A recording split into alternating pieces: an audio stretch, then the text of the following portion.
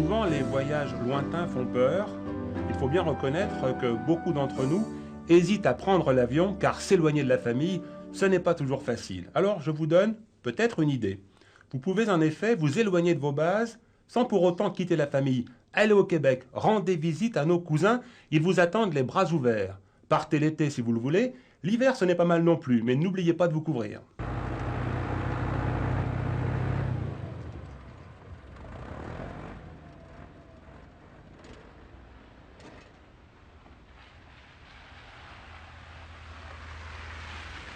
Nous sommes à Québec, au Québec, sur une rive du fleuve Saint-Laurent qui charrie en ce mois de janvier d'énormes glaçons. Il n'est pas encore complètement figé, mais cela n'est plus qu'une question de jours. C'est également une porte largement ouverte sur une fabuleuse région, Charlevoix, dans laquelle nous visiterons un parc, le parc des Grands Jardins, situé seulement à 35 km au nord de Baie-Saint-Paul et à 120 km de Québec.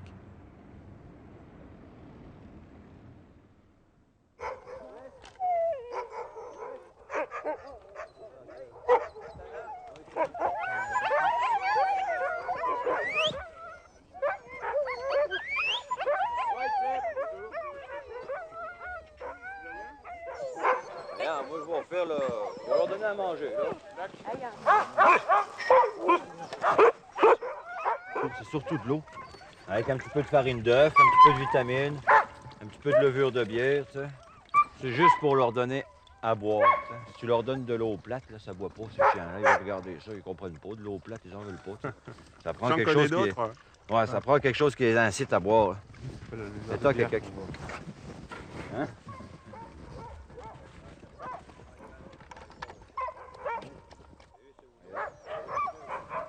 Ah oui, c'est très bien. Les trails qui vont avoir du plaisir à faire. Il faut toujours que, pour eux autres, les petits, il faut que ce soit vraiment plaisant. Ils sont pas encore à l'âge de comprendre c'est quoi du travail. Il faut que ça reste un jeu. T'sais. Puis la journée, ben, des fois, Gisèle, elle prend une marche. Puis, elle lâche les bébés. T'sais. Il y en a 7, puis on s'en va se promener dans le bois avec les bébés. Puis on prend un chien adulte qui écoute bien. T'sais. Puis là, le chien adulte, ben, ça sert de professeur. Voilà. Si tu prends un chien adulte qui écoute mal, tes chiots, ils vont mal écouter. Si tu prends un chien adulte qui écoute bien, tes chiots, ils vont copier le modèle, puis ils vont travailler ou ils vont bien écouter comme le chien adulte. Eux autres, ils ont besoin d'un modèle quand ils sont petits comme ça. Et si le modèle n'est pas bon, les chiens ne sont pas bons non plus. C'est important de le tenir comme il faut parce qu'il y en a qui bougent beaucoup, là. Ils sont tellement énervés, là. Là, il va être prêt. Tout à l'heure, on va le détacher, puis il va aller au camion tout seul.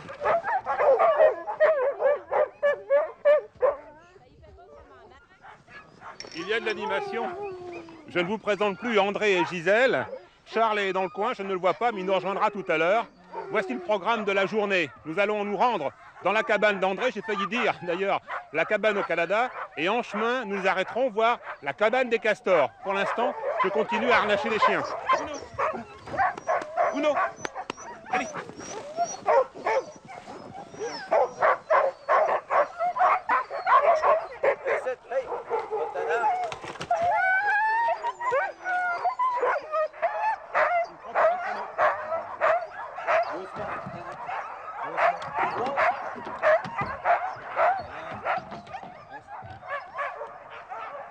Attends, gros type. Filme-le bien, celui-là. Type, et c'est là.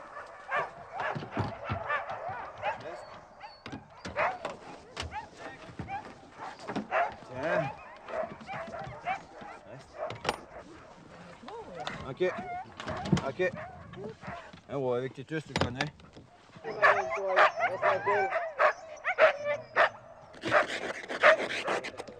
Mais oui, même si on est au Québec, au mois de janvier, il y a plus de nuit. Il fait à peu près moins à 3. Là. Au mois de janvier, on travaille pas de gants. Pas si froid que ça. Il faut être confortable pour faire du traîneau à chien. Puis si vous avez des questions là, sur les chiens, sur le parcours, sur le dénivelé, n'hésitez pas. Là. Moi, je suis là pour vous renseigner, puis je vais essayer de le faire le mieux possible. Ça fait qu'il n'y a pas de problème. Si vous avez des questions, posez-les, n'hésitez pas. Puis je vous souhaite une bonne journée à tous. Puis j'espère qu'on va avoir bien du fun. Espérons. On attelle 2 par 2 comme ça pour suivre les pistes là, qui sont étroites. Puis, et voilà.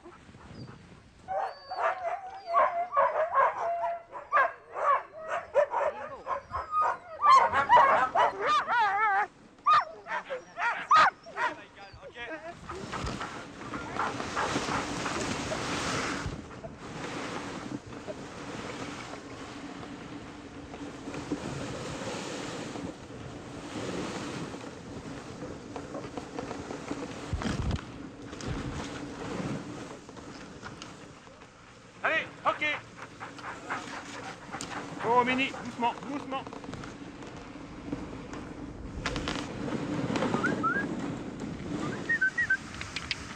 C'est bien.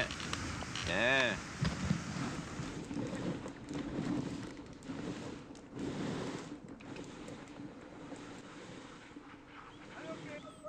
Nous faisons un petit arrêt pour nous reposer. Les chiens ne sont pas de cet avis, ils nous donnent le signal du départ. Pratiquer le traîneau à chien, c'est pratiquer un sport, parce que là, vraiment, j'ai très chaud. Oui, c'est certain que pratiquer le traîneau à chien, c'est un sport. C'est un sport qu'on pratique en aidant les chiens, en participant, en poussant, en les stimulant. Arrivé en haut d'une côte, on est en sueur. C'est pas un tour de manège où c'est qu'on est assis dans un traîneau, là. Il faut participer, il faut les aider. C'est un sport au complet. Descendre une grande course, une grande côte à la course, puis arriver de l'autre côté, ben, tu seras plus capable de remonter. Tu vas remonter la côte à genoux. Ça fait que faut les descendre, il faut les ralentir un petit peu. Pour les chiens de traîneau, en général, c'est pas vraiment une température idéale. C'est certain qu'à moins 20, moins 25, ils auraient plus d'agrément et plus de force pour tirer les traîneaux. Ils s'essouffleraient pas. T'sais. Mais pratiquement, les hommes ont toujours aussi chaud. Ah oui, qu'il fasse moins 25 ou moins 30, si tu pousses en arrière du traîneau, tu n'auras pas froid, Michel. Nous nous déplaçons sur de l'eau gelée. Nous sommes sur un lac. La preuve, cette hutte de castor dans mon dos, on voit simplement quelques piquets qu'ils ont taillés dans des trembles qui sortent de la neige. Ils mènent en ce moment une vie ralentie et se nourrissent des réserves qu'ils ont faites pendant l'été, des réserves d'écorce de tremble. Nous allons rejoindre une autre cabane, celle-là un petit peu plus haut, la cabane d'André. Mini, ok, allez, ok.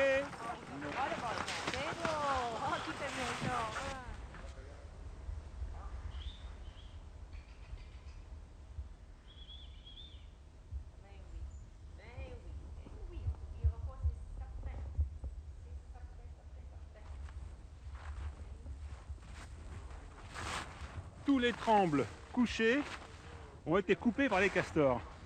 Regardez le travail. Celui-ci n'a pas été terminé. Leurs dents exercent une pression de 500 kg par centimètre carré, ce qui permet aux castors de couper des arbres encore plus gros que celui-ci. Ils s'attaquent aux trembles parce que, comme je vous le disais, ils se nourrissent de leur écorce. C'est un arbre au bois très très tendre, que l'on rencontre évidemment dans les zones humides. On l'appelle tremble parce que ses feuilles sont accrochées à un pédoncule, à une tige assez longue, ce qui fait que le moindre souffle de vent les fait trembler. Il est utilisé aussi aujourd'hui au Canada dans l'industrie du papier.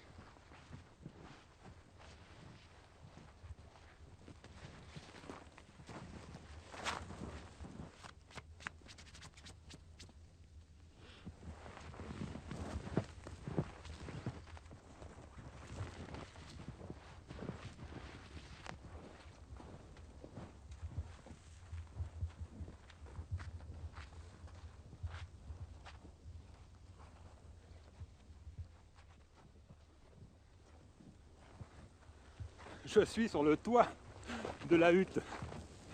Alors vous voyez les bâtons qui sortent. Dessous, il y a des branches. Alors je viens de faire un grand trou. En fait, il y a de l'aération et la respiration des castors fait fondre la neige.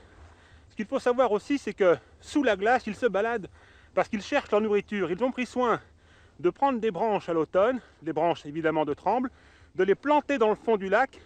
La glace recouvre la surface de l'eau, bien sûr, mais le castor peut se balader là-dessous et il va se nourrir. Alors, ne croyez surtout pas qu'il passe l'hiver à dormir, il passe aussi l'hiver à chercher sa nourriture.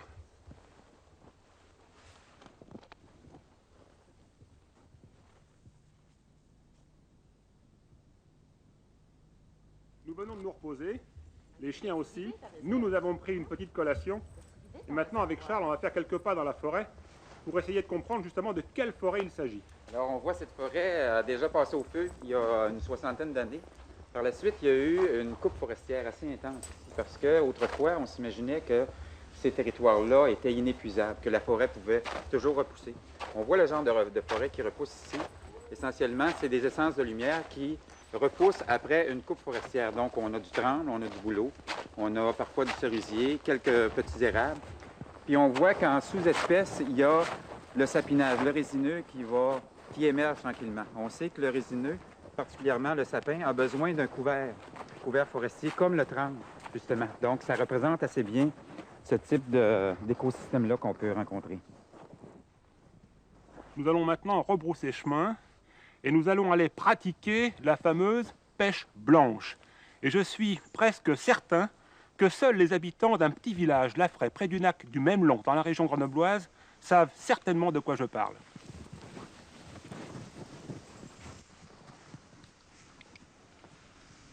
Les chiens, ça n'a pas de rancune. C'est ça que j'ai beaucoup appris avec mes chiens, parce que des fois, c'est dur, les chiens. Hein? Ils ont des contraintes, des chicanes. Il y a des batailles, puis des fois, il faut séparer. Il faut être dur avec les chiens. Hein? Je dis pas de les blesser, tout ça, mais il faut les tasser, il faut les pousser. Puis...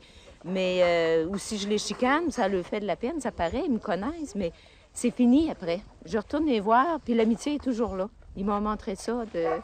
Ça me touche, ça m'a touché, ça m'a appris... des choses bien humaines. C'est drôle, ça vient des animaux, mais ça m'a appris à être beaucoup plus humaine, à vivre avec eux autres. C'est une des belles choses qui m'ont apporté, mes chiens.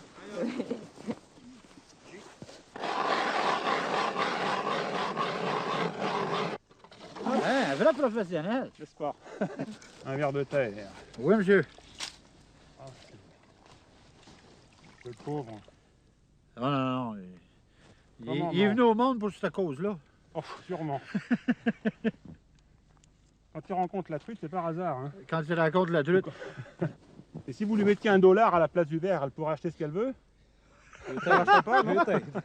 Vous savez, au Québec, pour $1, on n'achète pas grand-chose. Voilà. Voilà, maintenant il n'y a plus qu'à attendre.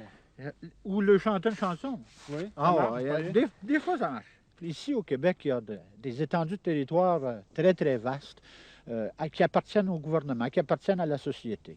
Pour que ces territoires-là rapportent à la société, pour que la gestion soit bien faite, on achète des baux, un bail de 10 ans. Puis on est responsable de la gestion et de la faune et de la flore, des aménagements routiers, des infrastructures immobilières. Donc ici, sur le territoire, un territoire d'environ 850 hectares, on possède des lacs, 6 lacs qui peuvent varier de 15 à 45 hectares de surface. On reçoit ici 45 personnes par jour, des forfaits de 3 ou 4 jours le printemps, pour la pêche à la truite.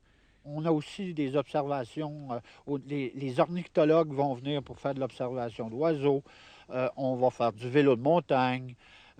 Donc, on tente de donner un service de la personne qui va vouloir venir pêcher à la famille qui va vouloir s'amuser. On a aussi des forfaits d'observation de gros gibier parce qu'on a aussi à gérer le gibier. Donc, on possède ici une très bonne réserve d'ours noirs. On possède de l'orignal dans le gros gibier, puis une quantité infinie de petits gibiers. Rassurez-vous, nous ne sommes pas dangereux pour les truites. Et puisque la nuit tombe ainsi que la température, je vous donne rendez-vous demain pour une nouvelle balade dans un autre site, mais toujours dans Charlevoix.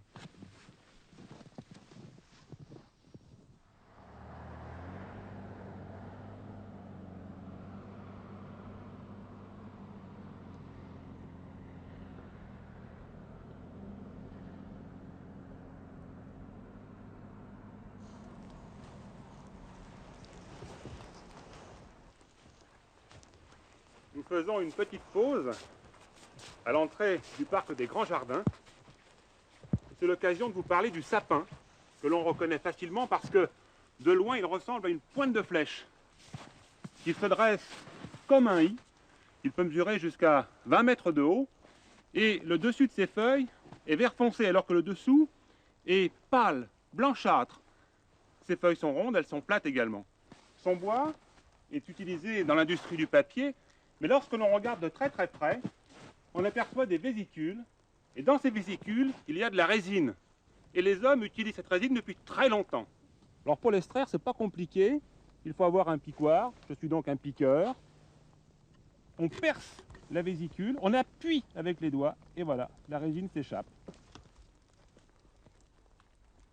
Cette résine est donc encore aujourd'hui utilisée en pharmacie. On en tire des cicatrisants, on en tire des fortifiants et on fabrique avec des bonbons bien agréables à sucer lorsqu'on a la gorge irritée. Nous allons maintenant poursuivre notre chemin et vous verrez que plus haut, le sapin abandonne le terrain à l'épinette noire.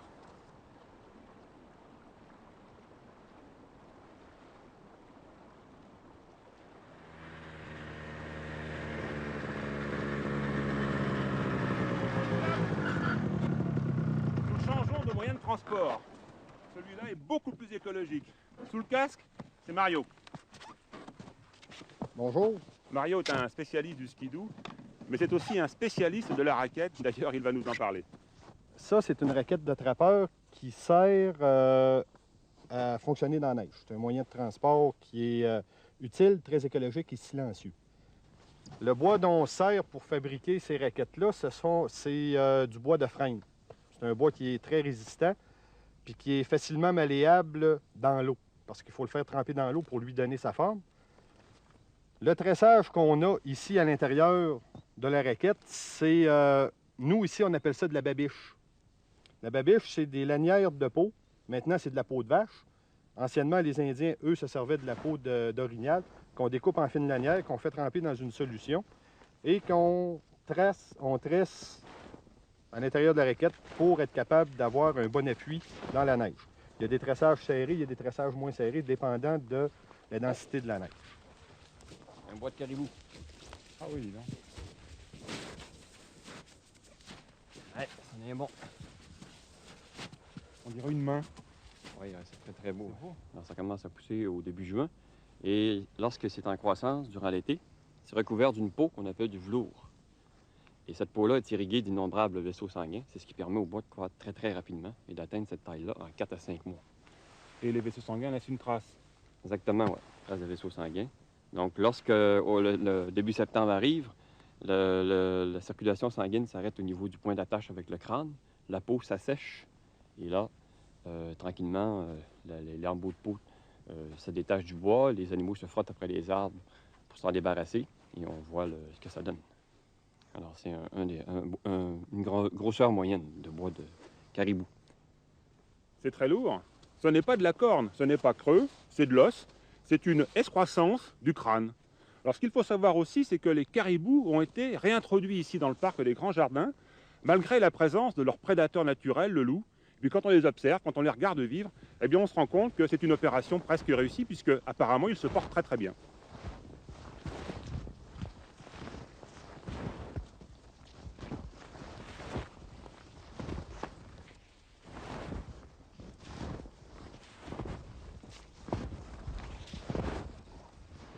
Nous sommes à 850 mètres d'altitude, dans la forêt ouverte.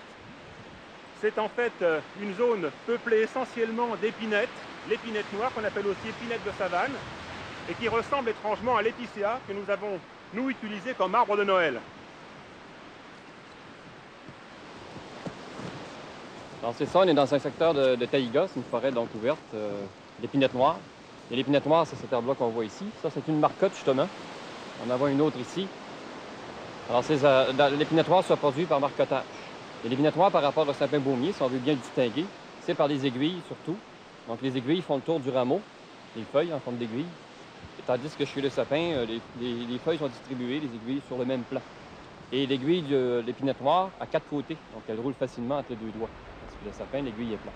Le marcottage, c'est la reproduction des arbres par leurs branches.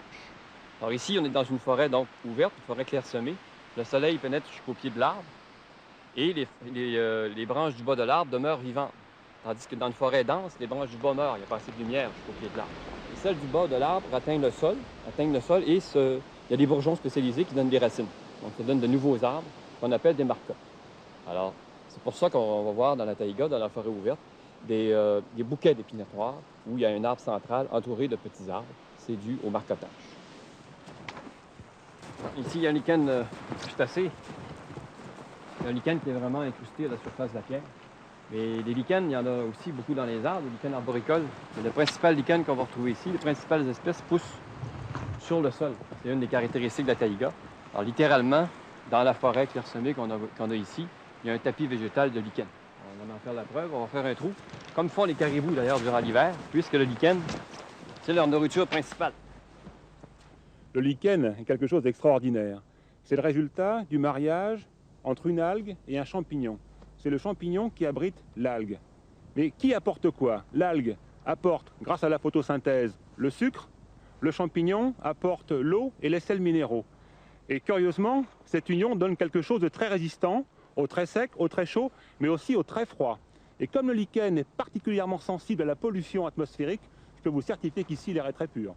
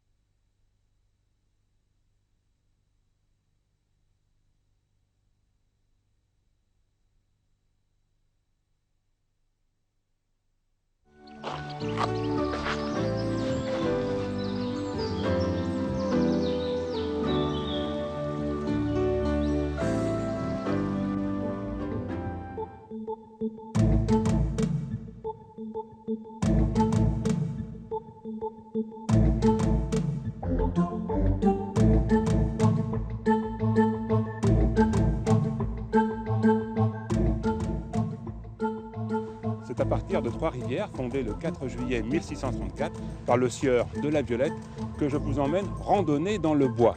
Nous partons à l'aventure, nous partons nous perdre, nous partons apprendre à vivre autrement, sans pour autant quitter la civilisation, car nous serons accueillis et guidés par la nation Atikamekw. Cependant, quand je vois ce bois coupé, tiré de la forêt par millions de grumes pour fabriquer de la pâte à papier, je suis inquiet. Qu'allons-nous trouver ?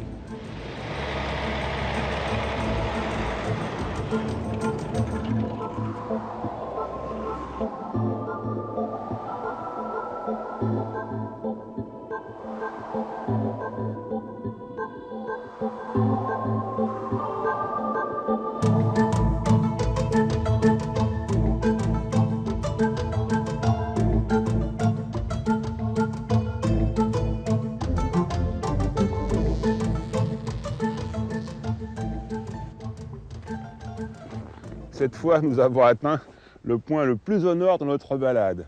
Il fait moins 25 degrés ce matin et la nation amérindienne Atikamekw qui nous accueille considère que la température est douce. Nous sommes ici à Candédis. Cette nuit, nous sommes arrivés environ vers 23 h et pour voyager, nous avons utilisé des motoneiges et emprunté la surface gelée d'un grand lac. Pour l'heure, je vous propose, après un bon petit déjeuner, d'aller faire un bout de chemin en forêt avec nos amis amérindiens.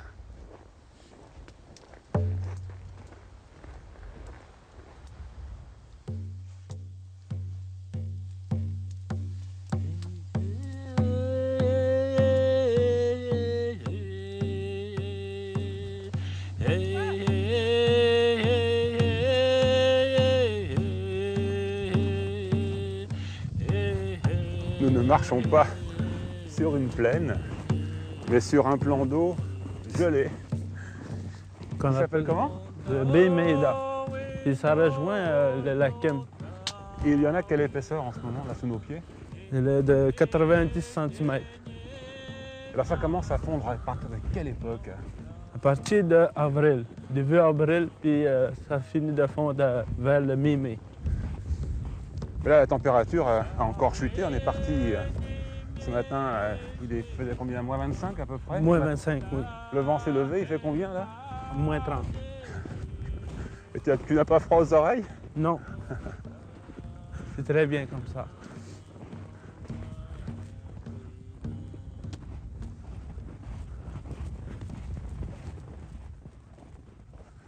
La terre est ronde. Tout autour d'elle s'entortillent des chemins. Ils se rejoignent donc. Il n'y a plus de début. Il n'y a plus de fin. Sur le bord de ces chemins et sur ces chemins, il y a des gens. Pour les Amérindiens, les gens, c'est le vent, le nuage, les arbres, l'eau, le feu, les animaux et les hommes. Dans leur conte, la nature est sans arrêt une référence. Un jour, la race blanche, qui est votre nation, il a dit, moi je voudrais aller sur la terre. Puis le créateur lui a dit, qu'est-ce que tu vas faire sur la terre? Qu'est-ce que tu vas faire comme mission? Il dit, moi, en tant que la race blanche, je vais m'occuper du feu pour pas que le monde s'amuse avec. Puis la race jaune a voulu aussi venir sur la terre. Puis le créateur lui a demandé qu'est-ce que tu vas faire, toi, sur la terre? Il dit je vais m'occuper de l'air pour que tu sois toujours bon à respirer. Puis la race noire aussi a dit moi aussi je vais descendre sur la terre. Il lui a demandé qu'est-ce que tu vas faire? Il dit moi je vais m'occuper de l'eau, c'est toujours bon à boire. Puis il y avait la race rouge qui est ma nation. Lui dit moi je veux pas aller sur la terre, je veux bien rester avec toi, Créateur. Je suis bien avec toi. Le Créateur il dit tu veux tout de même pas laisser tes frères tout seul aller sur la terre. Il faut que tu ailles l'hiver. Puis il ne décidait pas. D'un coup, il a fini par décider. Puis le Créateur lui demande qu'est-ce que tu vas faire sur la terre? Moi, ce que je vais faire, je vais m'occuper de la terre-mère, notre terre, pour que le monde puisse avoir du respect.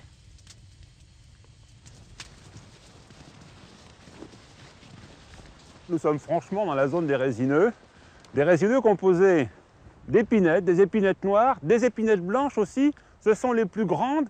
Elles habitent en plus souvent le haut des montagnes, sur les collines, parce qu'on les appelle ici des gardiens. C'est pour cette raison évidemment. Il y a également des pins blancs et des pins gris. Et si vous cherchez des feuillus, eh bien vous ne trouverez pratiquement que des bouleaux, qui sont des arbres de lumière, qui sortent de la forêt, qui s'installent à la lisière sur le bord des lacs. Voilà la plus grande, l'épinette blanche. Elle peut atteindre 30 mètres de haut.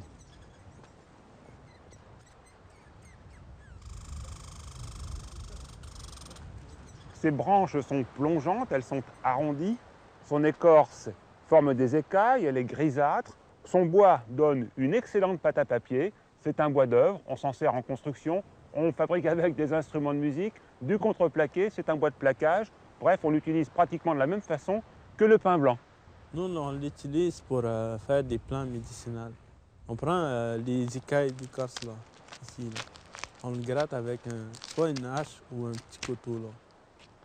Puis on prend un panier, on le gratte, après ça, ça va chercher de l'eau, puis on le trempe dans l'eau, on le fait bouillir. Avec cette potion, on peut tremper un bébé pour que ses os soient renforcés, pour qu'il puisse marcher plus vite. Et même donner à boire aux chiens là, quand ils ont des... c'est comme une sorte de vermifuge. C'est une potion magique? Oui.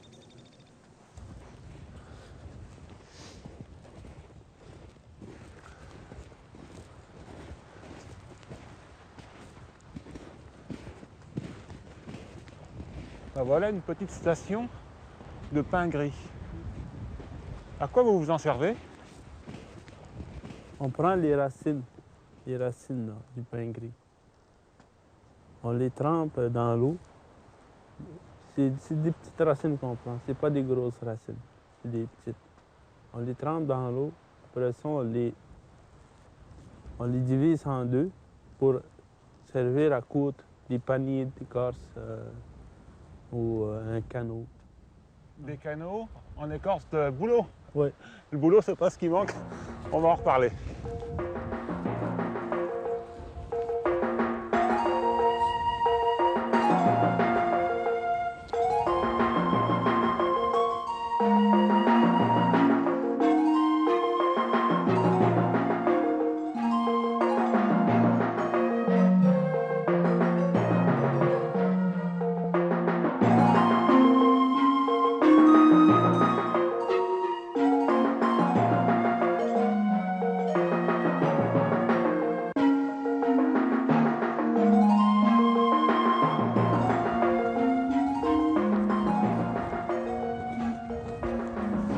Voilà un bouleau blanc.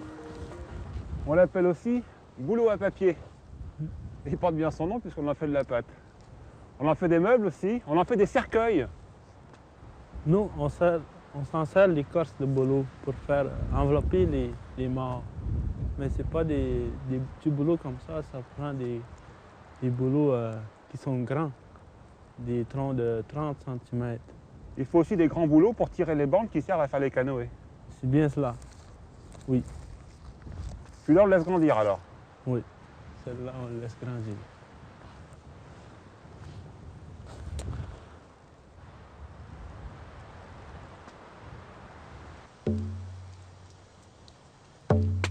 Un des grands-pères se lève, puis il dit, je voudrais me changer pour nos petits-fils, dans le futur, dans l'avenir.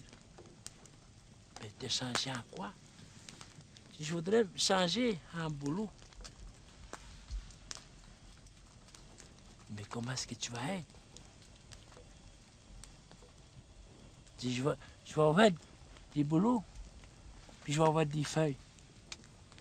Par ces feuilles, avec le vent, ça va faire du bruit. Puis quand nos petits-fils seront fatigués, ils vont se mettre en dessous de l'arbre. Puis quand tu vas l'attendre, ça va les reposer. Ça va les soigner s'ils sont malades. Même s'il n'y a pas de vent, ils vont l'attendre quand même. Puis ils vont quand même le soigner. Puis l'écorce, ils vont s'en servir pour faire des outils. Un panier, un canot pour aller sur le lac. Ils en font jusqu'à 12 mètres, des canoës comme ça. Et je vois que ici très médicinal. Ils vont prendre l'écorce, ils vont le mettre en poudre pour des blessures, ils vont pouvoir mettre dedans. Tu vas s'en servir de ça. C'est très bien, tu vas pouvoir te changer comme ça. Puis là, ici, changer. Puis c'est nos grands-pères, les arbres. C'est pour ça aujourd'hui qu'on s'en sert. On fait des paniers, des canons.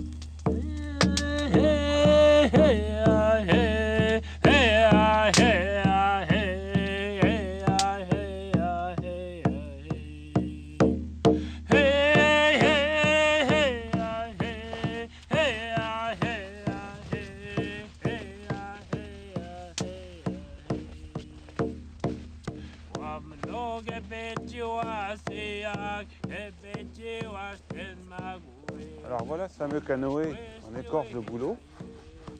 Comment est-ce que vous obtenez ces dessins? Bon, l'écorce est un peu plus foncée. Et là, on fait des motifs avec ça. Après ça, on gratte celle qui est foncée. Oui. Et ça donne des beaux dessins comme ça. D'accord, donc vous séparez les couches quoi, en quelque sorte, Oui, c'est bien ça. et les couleurs. Ah oui, c'est très... Mais la partie claire, c'est la partie qui se trouve dessus ou dessous? La partie blanche, c'est dessus. Et la partie foncée, c'est dessous.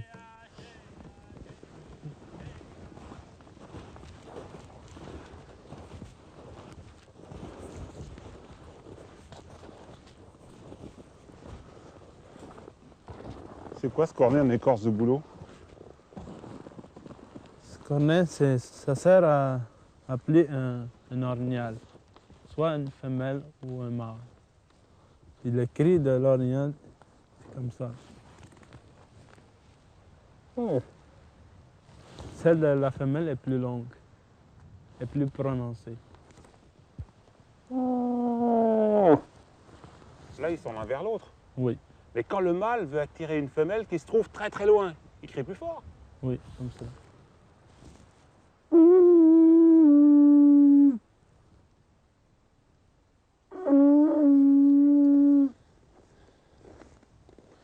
Je vous propose maintenant d'aller nous restaurer. Nous allons reconstituer nos calories en mangeant et en buvant du thé chaud.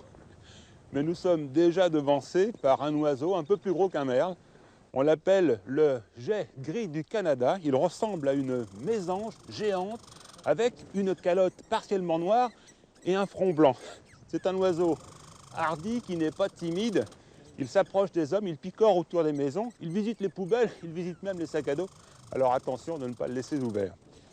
Il est imité par un petit mammifère, un petit écureuil qu'on appelle l'écureuil roux, qui lui entre dans la maison, il s'installe sur la table, il vient manger les restes de pain et de gâteau. L'été et l'automne, il mange même un champignon mortel pour l'homme. Lui, ça ne lui fait rien. Alors, observez-le, il n'est pas timide, vous pouvez le photographier. Soyez patient néanmoins.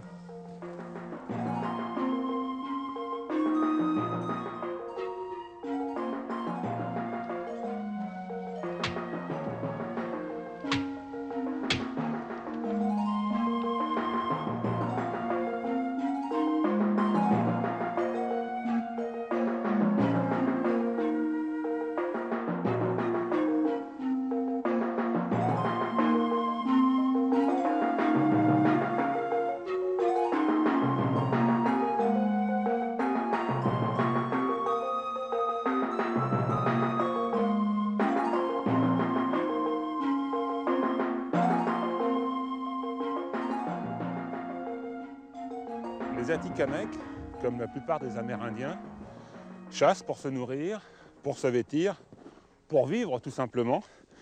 Ils prélèvent sur leur milieu, mais ils le font avec parcimonie, et cela pour deux raisons. D'abord, parce qu'il n'est pas question qu'ils mettent en péril, qu'ils mettent en déséquilibre leur environnement naturel, c'est leur survie. Mais aussi, et surtout, je dirais presque, tout simplement parce que dans leur culture, ils sont très respectueux de la vie. Les animaux étaient tellement respectés que tous leurs ossements qui pouvaient servir à faire des outils, ils prenaient. Tous les autres ossements, ils mettaient au-dessus des arbres pour pas que la bête même le voie de son semblable. Puis ils le mettaient là. Le castor, c'est un animal important. Oui, c'est un animal qui est très important. C'est celui qui mène la vie. C'est lui qui purifie l'eau dans les rivières. C'est lui qui amène des poissons de plus en plus haut pour qu'ils n'aillent.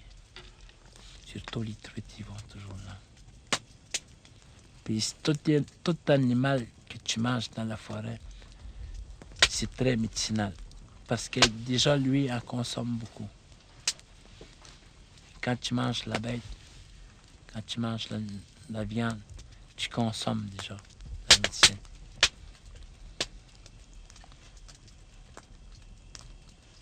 La même chose pour l'orignal. Aujourd'hui, on s'en sert beaucoup des médecines.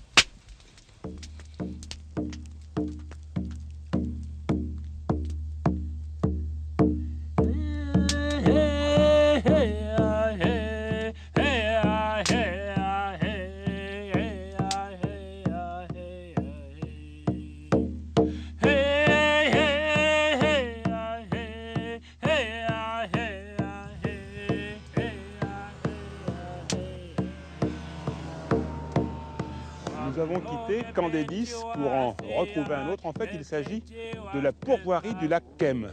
Nous avons quitté des amis Atikamekw pour en retrouver d'autres. Nous allons d'ailleurs, avec eux, faire encore une fois un bout de chemin. Nous allons partir ensemble, faire des traces sur des traces.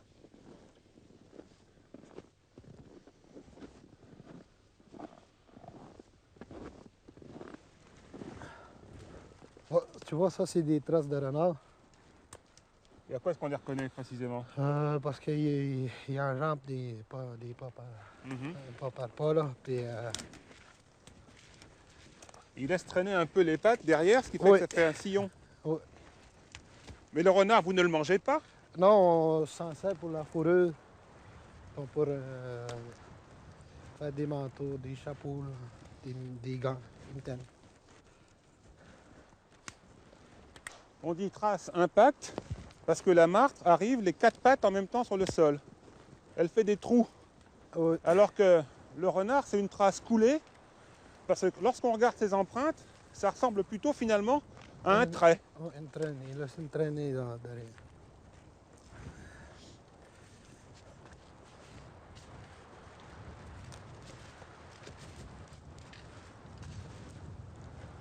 Mais qu'on ne s'y trompe pas parce que les traces, c'est pas seulement les empreintes, c'est aussi des crottes, c'est aussi des traces d'urine, c'est aussi des poils accrochés aux écorces.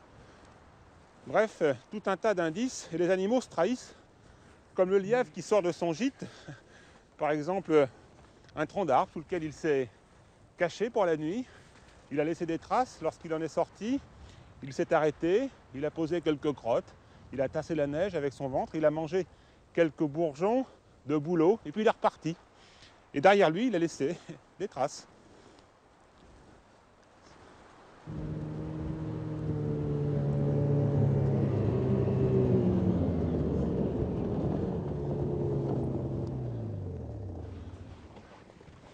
Pour se déplacer dans un paysage aussi énorme que celui-ci, dans lequel les distances ne sont plus du tout à l'échelle du rang de leurs moyens, pour allier un lieu de pêche, rien de tel que le skidoo.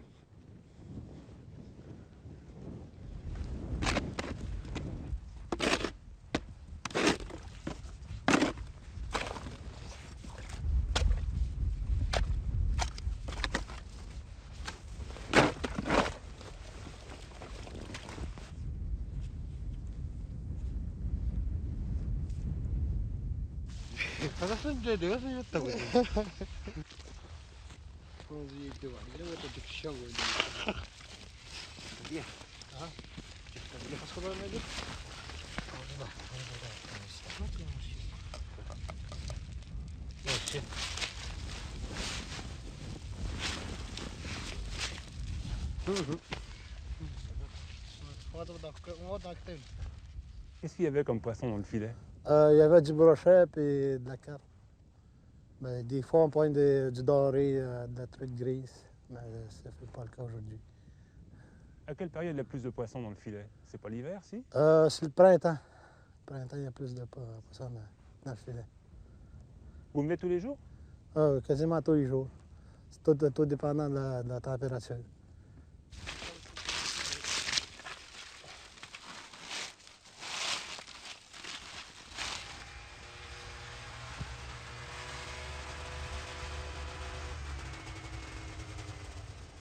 Dominique, avec tous ces camions de bois qui traversent le territoire de la nation Atikamekw, on a le droit de se demander si la forêt est menacée. Oui. Pour pallier à ce problème, les Atikamekw ont développé une base de données géoréférencée regroupant les milieux de vie et les habitats fauniques de leur territoire.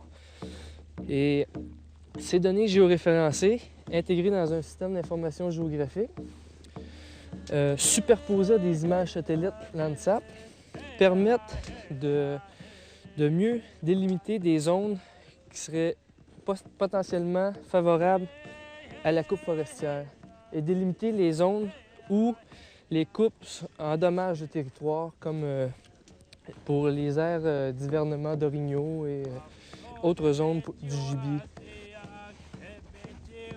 Nous sommes les témoins d'un discours optimiste et en même temps chargé d'espoir. Il nous est permis de penser que demain et après-demain, la nation Atikamekw pourra continuer à vivre en équilibre avec sa forêt et nous accueillir pour notre plus grand plaisir et pour randonner.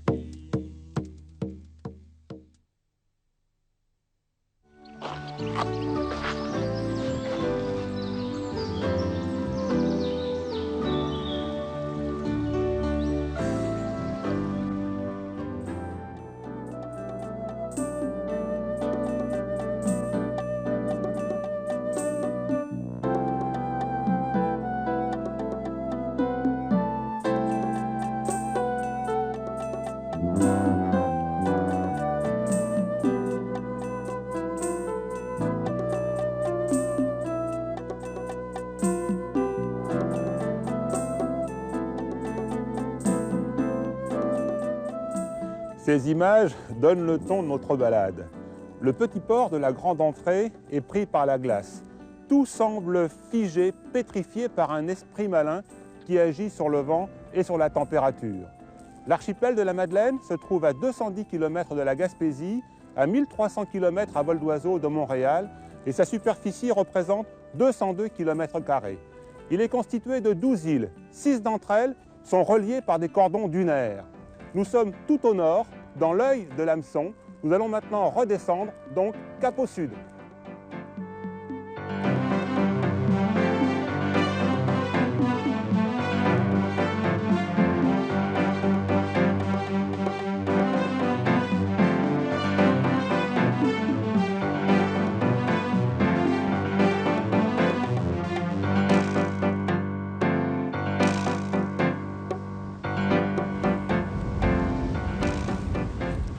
Aujourd'hui, la forme du relief, sa sculpture est le résultat de l'érosion. L'eau, les courants, le vent, le gel, le dégel dessinent des paysages extraordinaires, comme ici à l'île de la Grande Entrée, ces falaises de grès rouge dérivées du sable dunaire.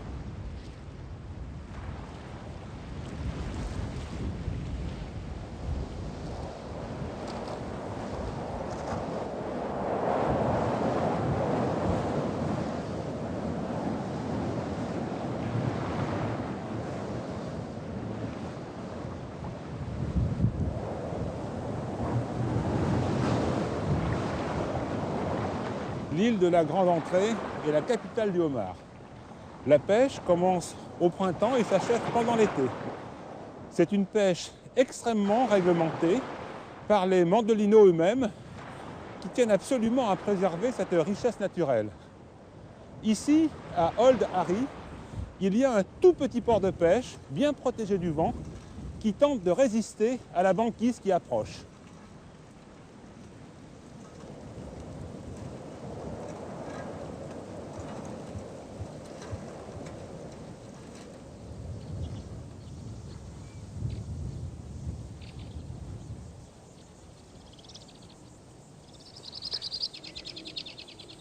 L'archipel de la Madeleine est compris dans la zone de la forêt boréale coniférienne. La végétation est donc apparentée à celle du Grand Bois du Nord. S'il y a autant de conifères ici, c'est parce que leurs feuilles, leurs aiguilles, leur permettent de lutter efficacement contre l'assèchement du froid hivernal. Alors ne vous trompez pas, ce sont bien des résineux, des épinettes adultes. Elles ont environ une trentaine d'années, d'ailleurs elles portent des fruits. Et ici, elles doivent lutter encore contre deux agressions, le vent et le sel qu'ils transportent.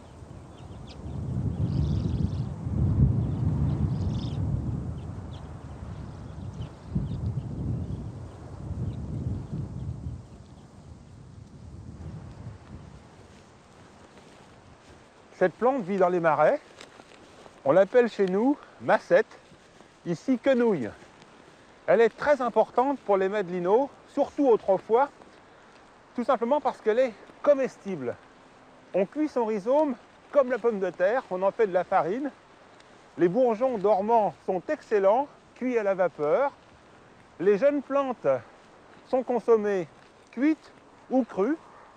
Le pollen des fleurs mâles qui se tiennent au sommet de la tige est consommé tel quel, en farine.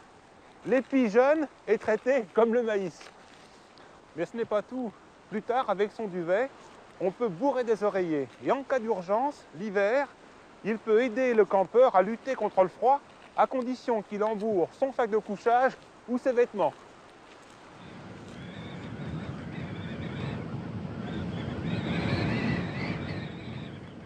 Hélène, les îles rocheuses sont reliées entre elles par des ponts de sable. Est-ce qu'ils ont toujours existé? Non, les dunes de sable se construisent et continuent de se construire toujours. Peut-être qu'elles ont quelques millénaires, là, mais ça n'a pas toujours été. On a connu les îles toutes séparées. Tout l'archipel était une série d'îles. Nous sommes donc dans un milieu fragile qui est menacé par le piétinement et par le passage des automobiles. Oui, c'est des milieux très délicats qui ont de la difficulté à se construire. Puis si par la fréquentation ou une mauvaise utilisation, on détruit, mais ça devient très difficile de colmater les brèches ou les blessures qu'on peut faire dans ce milieu-là. Alors qu'est-ce qu'il faut faire?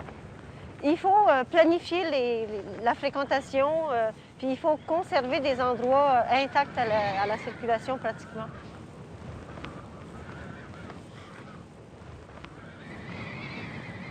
En ce moment, on marche sur un sable très très dur. Il est compact, il est gelé.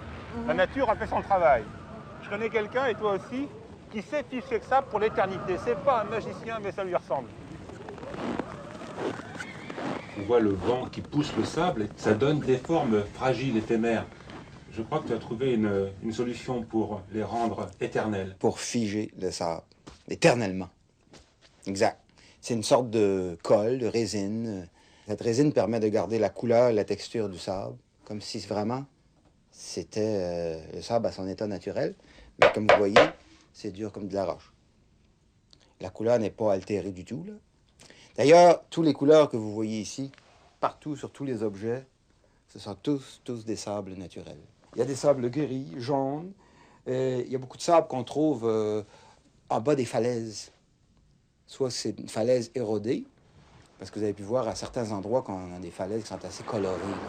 Il y a des roches là-dedans qu'on appelle des sandstones, qui ont certaines couleurs, vert, armoise, vieux rose, etc., rouge. Alors, en effritant ces rochers-là, soit naturellement ou qu'on le fait nous-mêmes, ça donne ces teintes de sable-là. vous voyez.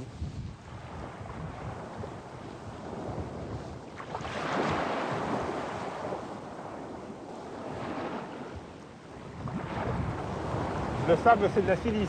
Ah oui. Ici, elle est pratiquement pure. Et Oui. qu'est-ce qu'on fait avec de la silice? Du verre. Pour faire du verre, ça prend du sable et beaucoup de chaleur. Un peu de chaud, un peu de soude, des fondants, mais beaucoup de chaleur. J'ai beaucoup de choses que je prends directement dans l'océan pour faire mes pièces, même comme les étoiles, les astéries. J'ai aussi la méduse qui est un peu mon étendard. Et enfin, il y a plein de choses autour qui je dirais comme forme, surtout, qui m'inspirent et qui m'aident à faire les pièces que je fais. Tu te promènes sur la grève souvent pour trouver justement cette inspiration, des sujets nouveaux? Oui, beaucoup. On y va en famille avec les enfants et on ramasse un peu tout ce qu'on trouve.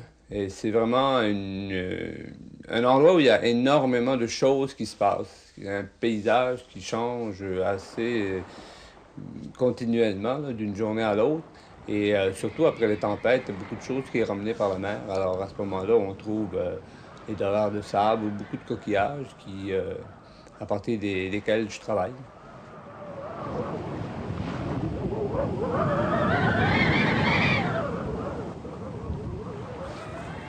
À côté des épinettes rabougrées, nous sommes des géants. C'est un embryon de forêt, ça, finalement. Mais ailleurs, sur l'île, il y a des forêts de grandes épinettes. On va s'y promener. Dans un milieu insulaire, peuplé et de faible superficie, l'eau douce, ça vaut de l'or. Eh bien, figurez-vous que les arbres participent à son captage. C'est très simple. L'été, quand il pleut fort, ils ralentissent leur ruissellement et lui permettent de s'infiltrer dans le sol afin de rejoindre la nappe phréatique. L'hiver, ils retiennent la neige. Et comme dans le bois, il fait moins froid, au moindre redout, cette neige fond lentement, suit le chemin des racines et vient à son tour alimenter la nappe. C'est ce qui fait qu'ici, aux îles de la Madeleine, les Madelinots considèrent leur forêt comme une véritable richesse.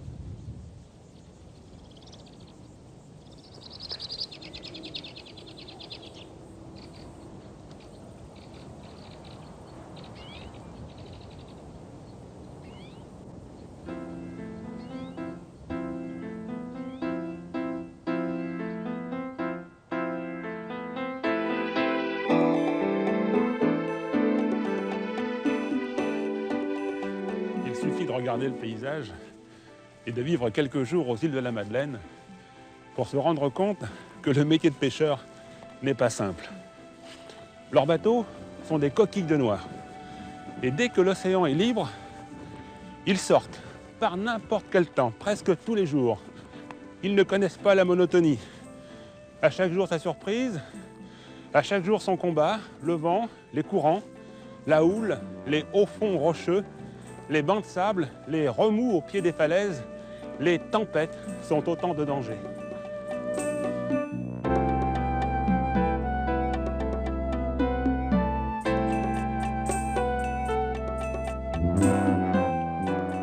Ce qui caractérise l'habitat aux îles de la Madeleine, c'est d'abord sa dispersion. Avec du recul, j'ai l'impression que les maisons saupoudrent le paysage. L'image est d'autant plus forte que la nature est dénudée. La population autrefois ne manquait pas d'espace et elle en a largement profité. Il serait d'ailleurs dommage aujourd'hui de boucher les trous car cela modifierait totalement le paysage traditionnel de l'archipel. Lorsque l'hiver est long et rigoureux, il faut néanmoins continuer à se nourrir. Certains animaux ont trouvé la solution, ils s'endorment, ils s'engourdissent. Les hommes ne peuvent pas en faire autant. Cela posait un réel problème aux premiers arrivants. Ils avaient seulement ce qu'ils avaient à bord, là, des bateaux, puis ça devait pas être grand-chose non plus. Fait qu'ils ont mangé de la morue, ils avaient dû amener une coupe de patates. Là, ils ont mangé de la morue, puis des patates. Puis c'est ça, encore de la morue. Puis ils ont fait saler de la morue, parce qu'ils étaient assez prévoyants quand même. Ils ont fait saler de la morue, puis là, ils en ont mangé, puis en remangé. Puis c'est ça, c'était la base de leur nourriture, quoi. Puis quand arrivait le mois de mars, c'était vraiment c'était la fête, quoi. C'était la viande fraîche qui arrivait sur les glaces, directement à la portée de la main, devant la porte. Fait que c'est devenu quand même la tradition de manger de la morue, des patates, puis du loup marin au mois de mars. Est-ce qu'il y a une gastronomie propre aux îles de la Madeleine? La gastronomie elle est attachée mais quand même à la pêche. Mais ici, j'utilise uniquement les produits à 90%, c'est uniquement les produits des îles. Là, je parle comme du printemps à l'automne, parce qu'après, quand l'hiver arrive, c'est l'enfer du bateau. Fait que le bateau, lui, qui arrive ou qui arrive pas. Les jours de tempête, il ne rentre pas le bateau. Il arrive au lieu du dimanche, il arrive le mercredi. Fait que l'état des légumes, c'est un peu difficile.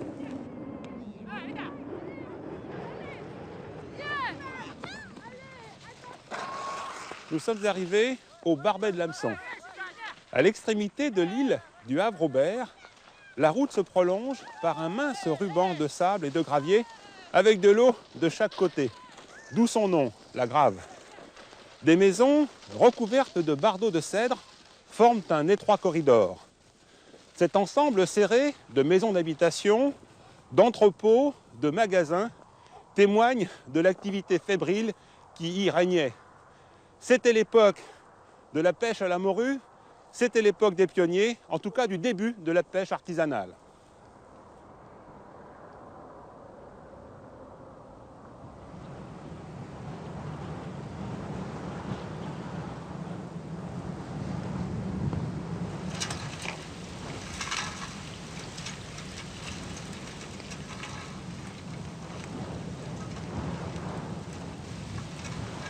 J'ai fait une chanson il y a très longtemps qui parlait de quitter son île. Je ne parlais pas des îles de la Madeleine, mais je parlais d'une île dans ma tête.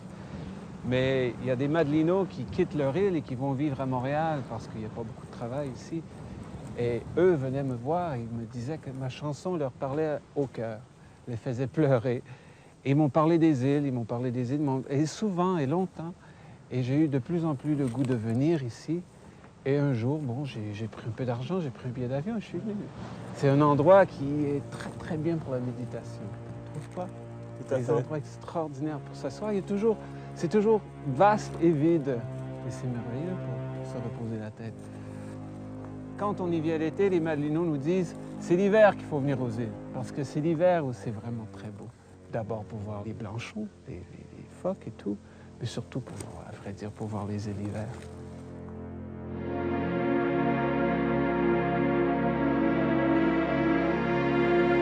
crois qu'il y a le thème d'amour, Michel. On va voir. On va voir s'il m'aime d'amour. On va voir. Si tu arraches un morceau de main, alors.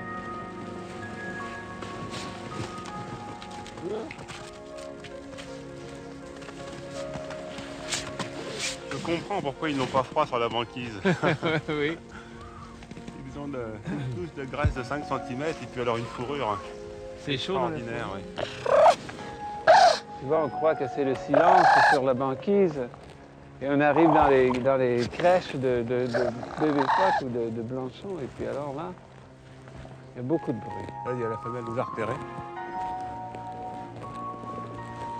Ce sont les loups marins, mais c'est comme ça qu'on les appelle ici. Ce sont en fait les phoques du Groenland. C'est ça. Là, on arrive près d'une nurserie. Oui, c'est carrément la garderie ici. C'est la crèche. Avec de belles femelles. Là. Elles ont rejoint les blanchons quand on est arrivé. Eh oui. Tu sais qu'elles ne mangent pas pendant qu'elles allaitent, hein? Eh oui. Elles sont à la diète. Elles nourrissent le petit. Et nourrissent leur petit à du lait qui fait 70% de matière grasse. En plus, c'est assez étonnant.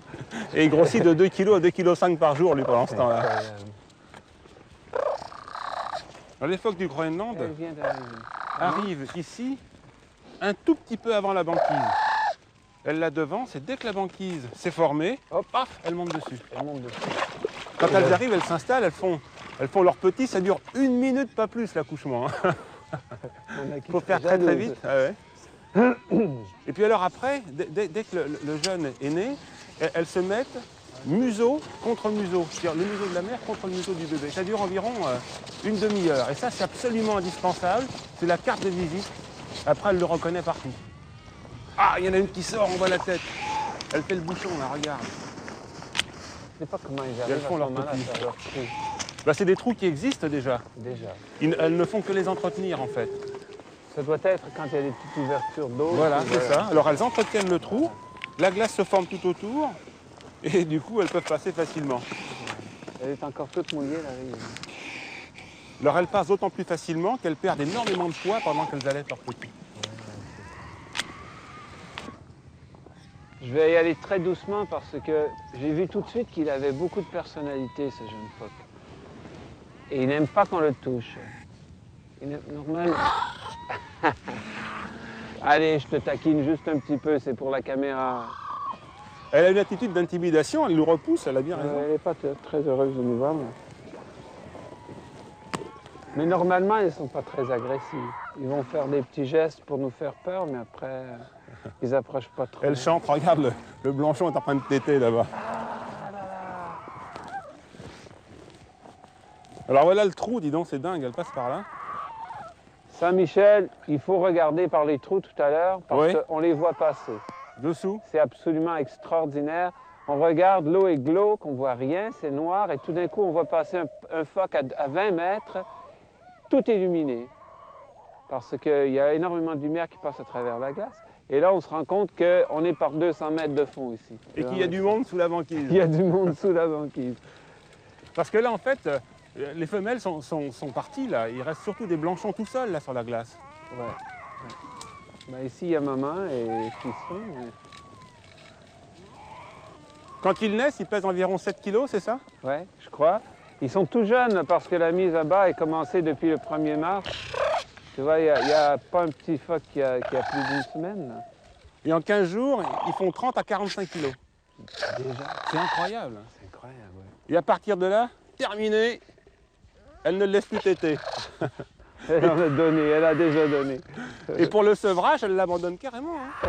Elle le laisse tout seul sur la glace, alors lui, il gueule toute la journée. Le lendemain encore, pendant 2 jours, il appelle, elle ne vient pas, alors il est obligé, pour aller se nourrir, de plonger. Il plonge, il saute à l'eau. Voilà, il saute à l'eau. C'est sévère. C'est très sévère.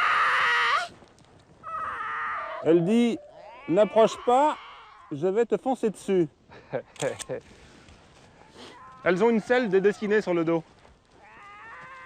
Et elles sont un peu plus pâles sur les flancs que le mâle. Mais il n'y a pas grande différence au niveau des couleurs.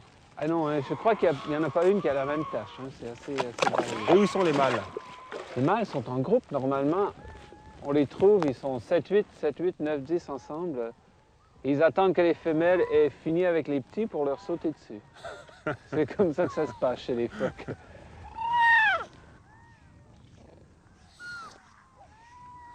Alors c'est vrai qu'il ressemble à un bébé emmailloté de blanc. C'est vrai qu'il a les proportions d'un bébé d'homme. C'est vrai. C'est pour ça que ça nous émeut. Ah oui, c'est très émouvant avec ses grands yeux noirs. On ne dit pas bébé serpent, on ne dit pas bébé rat. Parce que ça, hein, C'est vrai, on dit bébé. mais par contre, tout ce qui nous ressemble, paf, pas de problème, on ramène ça chez nous. Du coup, ça nous sensibilise. On fait de Alors, la en plus, sensiblerie. On fait de la sensiblerie, oui. Ouais. Remarque, c'est quand même très joli. C'est très joli, et puis on peut aussi se passer de leur fourrure pour se protéger, nous, du froid. Ils sont bien mieux comme ça. Leurs grands yeux noirs sont aussi très marqués. Ils sont faits tous les matins. Ah, ils ont rimé carrément. Hein. Et quand il larmoie comme ça, c'est pas en fait parce qu'il a peur et qu'il s'effondre de trouille devant nous. Hein. C'est parce qu'ils ont besoin de larmoyer. C'est une protection naturelle au froid, à l'hiver sec. Pour lui, c'est indispensable. Il n'a pas très peur, lui. Non, il n'a pas l'air d'être épouvanté. Hein. Il a l'habitude. Ils sont très nombreux aujourd'hui, ces phoques, sur la banquise. Ah oui, il y en a 4 millions. Ouais, environ, c'est ça. 4 millions, ouais. Et ils se nourrissent de poissons. Ils en bouffent. Et en particulier de morues. Ouais. Du coup, la morue, comme il y a 4 millions de phoques et que chaque phoque mange environ 1200 kg à 1500 kg de morue par année. De morue par année. Moralité, les bancs de morue sont en train de s'éteindre aussi. Par contre, les phoques vont très bien. Et les phoques se portent bien, ils digèrent tranquillement, les 2 mains croisées sur le ventre. Remarque, ça nous donne la belle chance de venir sur... Ah, bon voilà! Tu vois, il a du caractère. Hein? Ah ouais. Là, c'est bien. Lui, il se défendra. Ouais. Un peu plus vieux que les autres. Je crois que c'est au bout d'une vingtaine de jours, 20-25 jours, Perdent le pelage ils blanc. perdent complètement le pelage blanc, ils deviennent gris à ce moment-là. Ça y est, il a calé la tête entre les deux blocs de neige. Là. Tranquille, il attend là. Ah, c'est extraordinaire. C'est grandiose ça. Voilà, son petit blanchon, il est juste à côté. Hein. C'est le début du monde là. Ça C'est n'a pas formidable. changé ici. Hein. C'est pareil, comme il y a 2 millions d'années, c'est pareil.